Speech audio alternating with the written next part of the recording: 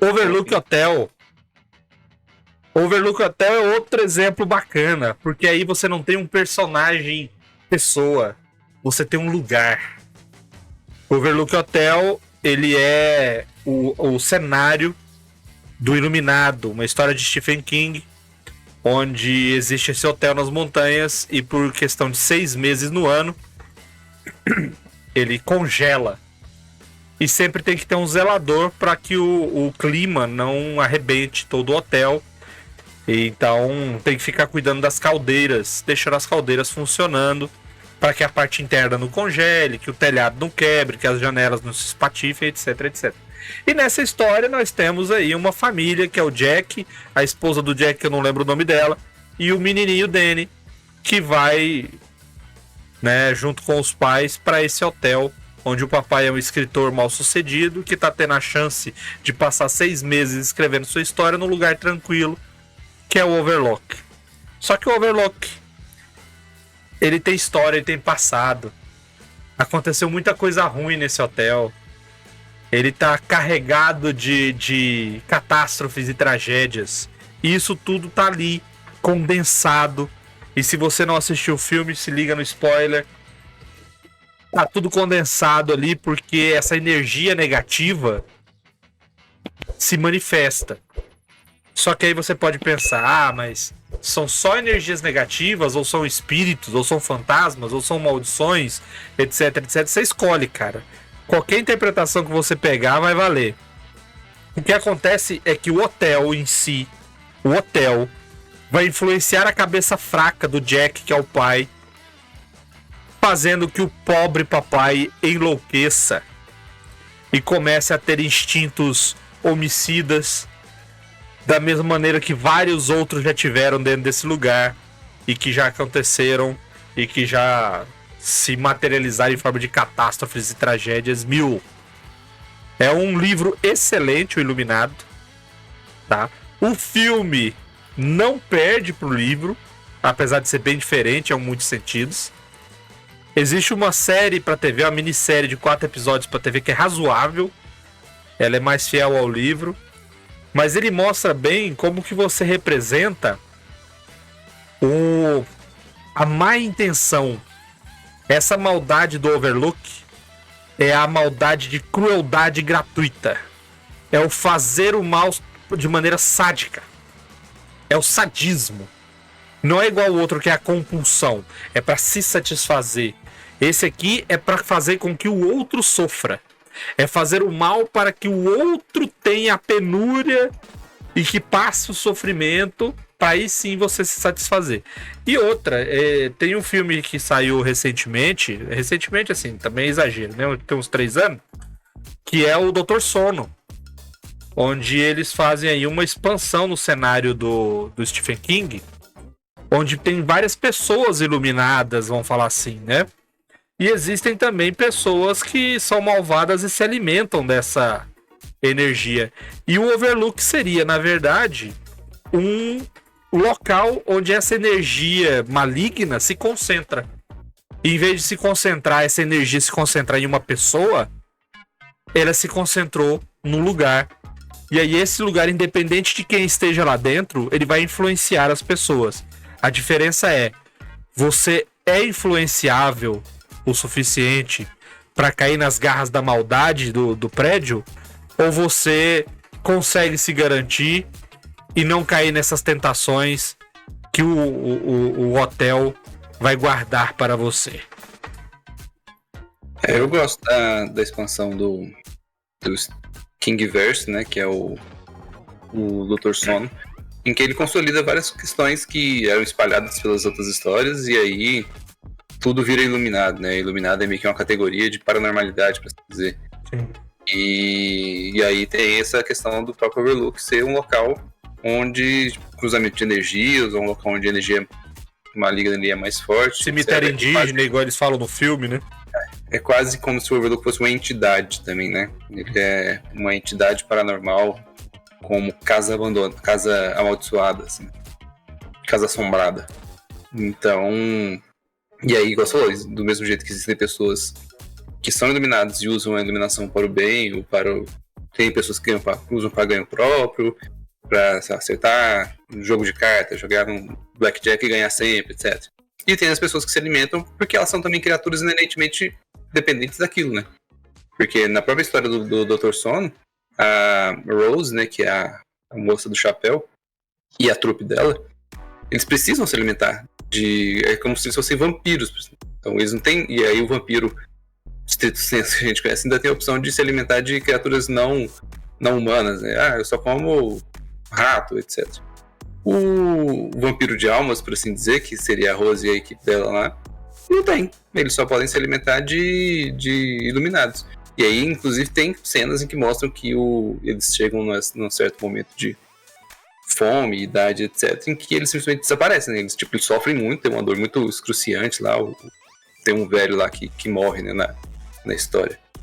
Eu não vou dar spoiler não, mas dá a entender que é um personagem bem conhecido da cultura mundial.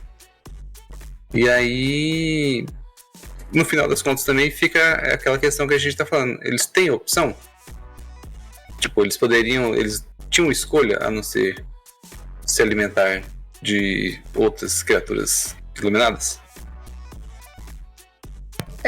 Isso acaba entrando um pouco num espectro que o D&D abordava, marginalmente talvez, que era, você não tem alinhamento de animal, né?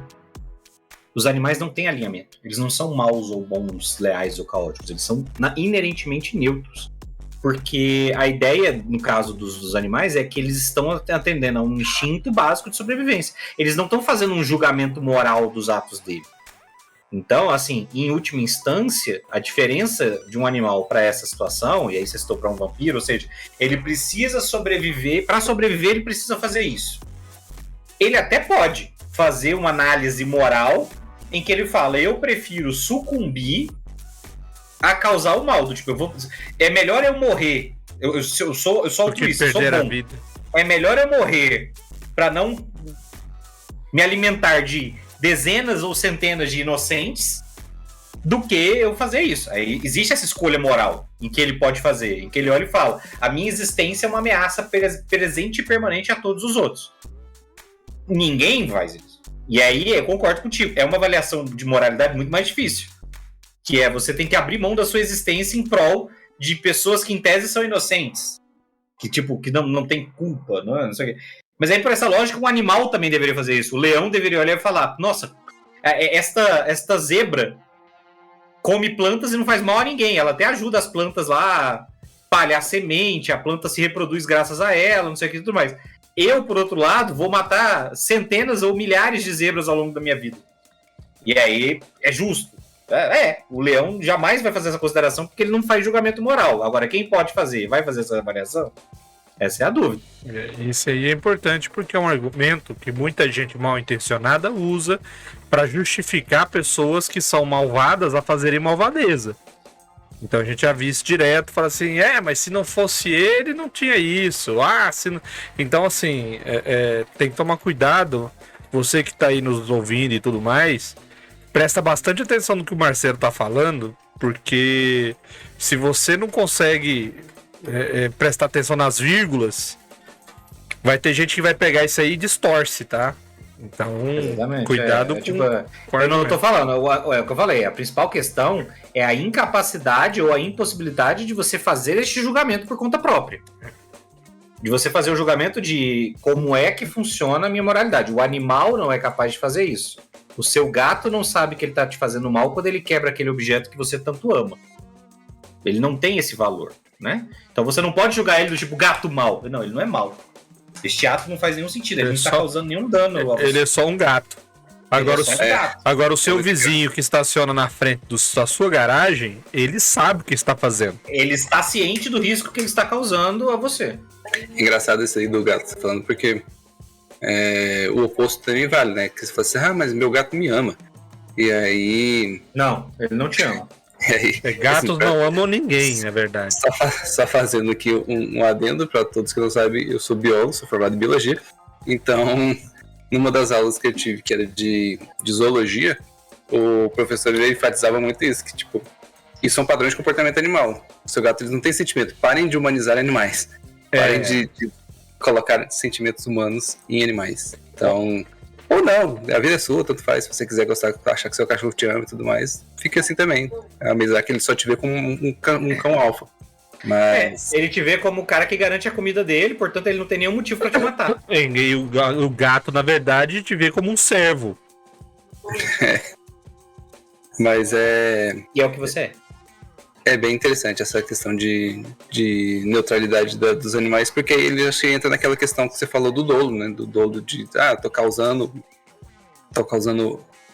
detrimento de alguém de propósito, mas eu dependo dessa zebra para sobreviver. Existe um famoso filósofo antigo da internet que falava que o leão não pede desculpa pro viado quando ele come o viado. Lauro Montana, o falecido, o saudoso Lauro Montana, tristemente. Triste memória, morreu há 2 anos. Então. Pode falar que morreu, né? Coloca um 3 pode no falar lugar. morreu, não pode falar é outras coisas. Né? Mas é isso, né? Acho que a questão das intenções e da inerência da malignidade. A gente pegou esse assunto já no Dr. Sono, mas o Overlook Hotel não tem isso, tá? O objetivo dele é só fazer o mal, assim, não tem ele só existe. Se alimentar de nada. Ele só existe. Aliás, tem várias casas, né, na mitologia que são assim. O Jesus narrou pra gente. E eu já morei numa casa assim também. Para com isso. O Jesus narrou pra gente no condado de Krahenstein, uma aventura pronta, né? Como é que é o nome da aventura? É a casa... não lembro. Ravenloft, né? Do Ravenloft. E eu fui ler depois da aventura, eu não quis ler durante. House of Lament. A Casa das Lamentações. E eu não quis ler antes pra não contaminar. Mas aí eu fui ler depois e a descrição é: a casa existe. Se você atear fogo nessa casa, ela é uma entidade que volta. Ela volta em outro lugar. E o objetivo dela é exclusivamente matar mais gente. Ela não está num local físico. Você chega lá, tipo, passando por umas brumas, você de repente aparece lá. Pra quem gosta de cinema, tem um filme bacana chamado-se A Casa da Noite Eterna. Indico. É um filme da década de 70. É baseada em uma história real, mas não porque as coisas que acontecem lá que aconteceram de verdade. Mas é uma casa muito mal assombrada que existe, não sei se é na Noruega ou na Suécia, onde os cientistas lá eles faziam uma análise e tal, e o dono da casa falava que pagava uma fortuna para quem passasse a noite sem correr da casa. Só que durante uma das noites lá, 1 ou 2 pessoas morreram. Uma caiu da escada e a outra morreu por causa da outra que morreu caindo da escada. Foi um acidente desse. Aí cria-se toda aquela história e fizeram um filme baseado nisso daí. Eu indico pra quem gosta de um filmezinho de terror legal igual o Marcelo. Não legal igual o Marcelo, mas o Marcelo que gosta de filmes de terror.